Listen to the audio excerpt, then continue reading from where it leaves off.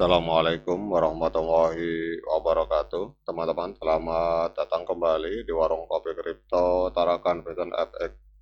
Sebelumnya saya ucapkan terima kasih pada teman-teman yang sampai hari ini masih setia menemani nongkrong sambil ngopi di Warung Kopi Kripto Tarakan Vision FX.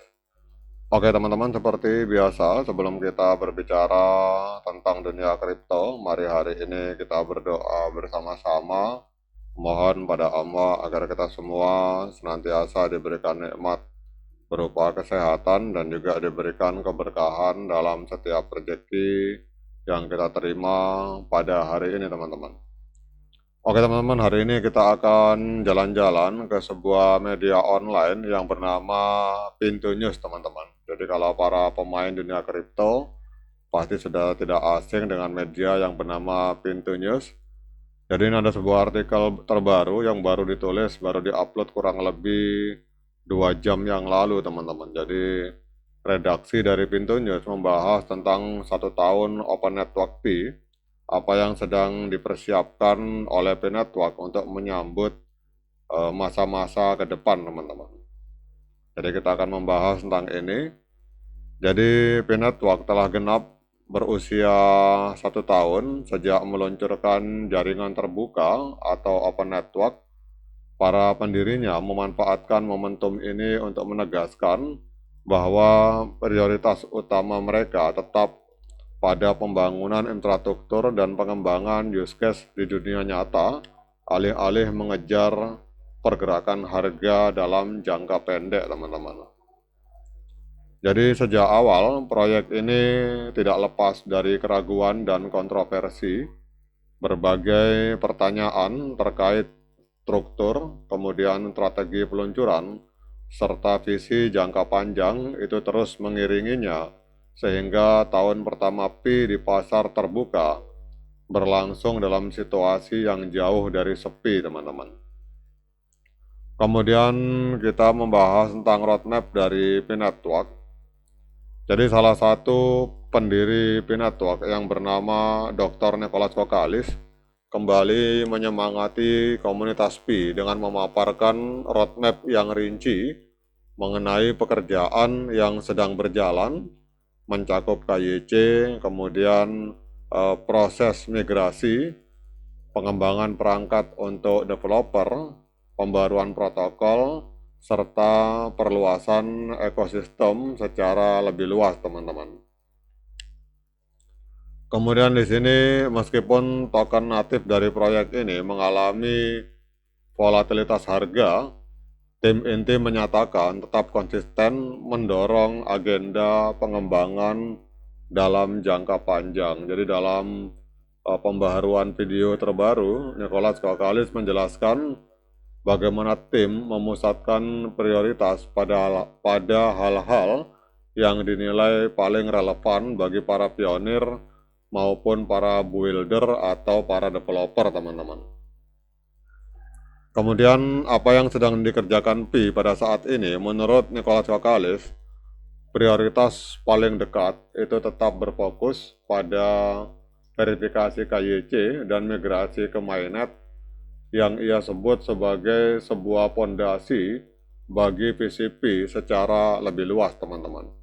Dan ia menjelaskan bahwa tim sedang meningkatkan kapasitas pemrosesan KYC dan mempercepat alur verifikasi, termasuk membuka blokir lebih banyak pengguna, serta mengintegrasikan teknologi yang lebih maju seperti artificial intelligence ke dalam proses tersebut. Kemudian ia menilai langkah ini akan membantu lebih banyak pionir untuk berpartisipasi penuh dalam ekosistem mainnet tanpa hambatan waktu yang tidak perlu, teman-teman. Jadi KYC dan migrasi masih menjadi prioritas utama, ujar Vokalis, seraya menekankan bahwa penyelesaian verifikasi identitas itu penting untuk menjaga integritas jaringan dan memungkinkan penggunaan token Pi secara nyata. Dan dia juga menyebutkan rencana pemberian reward bagi para validator KYC yang diperkirakan akan hadir dalam waktu dekat dengan tujuan untuk mendorong partisipasi komunitas dan memperluas cakupan verifikasi, teman-teman. Kemudian yang berikutnya, kita lihat di sini membangun perangkat untuk developer. Jadi kalau kita lihat di sini teman-teman, di luar migrasi dan verifikasi identitas, Nicholas Wakalis sebagai founder dari P-Network menekankan pentingnya peningkatan perangkat pengembang agar proses membangun aplikasi di atas blockchain Pi itu menjadi lebih mudah, teman-teman. Jadi kami menurunkan hambatan untuk membangun di dalam jaringan Pi, kata Nicholas Wakalis, dengan menyatakan bahwa utilitas baru seperti integritas pembayaran yang lebih cepat dan lingkungan pengembangan yang lebih luas akan membantu para kreator untuk meluncurkan aplikasi yang benar-benar digunakan, teman-teman. Jadi dorongan ini sejalan dengan pertumbuhan ekosistem. Data terbaru menunjukkan MyNetP telah mendukung ratusan aplikasi yang sudah live dan lebih dari 300 aplikasi dilaporkan berjalan di atas jaringan tersebut. Kemudian peningkatan protokol dan infrastruktur. Nicholas Wakalis juga menyinggung pekerjaan teknis yang lebih mendalam, termasuk peningkatan protokol jaringan, infrastruktur node, serta pengembangan komponen bursa terdesentralisasi atau DEX dan liquidity pool di masa depan. Jadi peningkatan ini ditujukan untuk mentransformasi Pi dari proyek mobile mining menjadi blockchain yang berfungsi penuh dan mampu menopang aktivitas DeFi serta perdagangan dalam skala luas, teman-teman. Jadi kemudian yang selanjutnya mengutamakan utilitas bukan hype.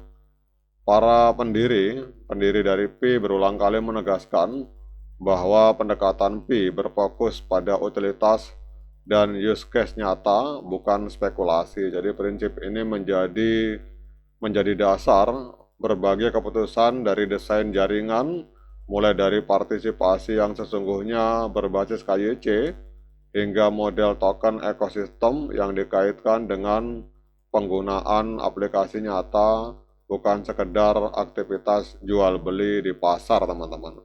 Jadi inilah beberapa informasi yang disajikan oleh Pintu News. Jadi kalau kita lihat memang fokus dari core team bukan fokus pada harga, teman-teman, tapi fokus kepada pembangunan ekosistem.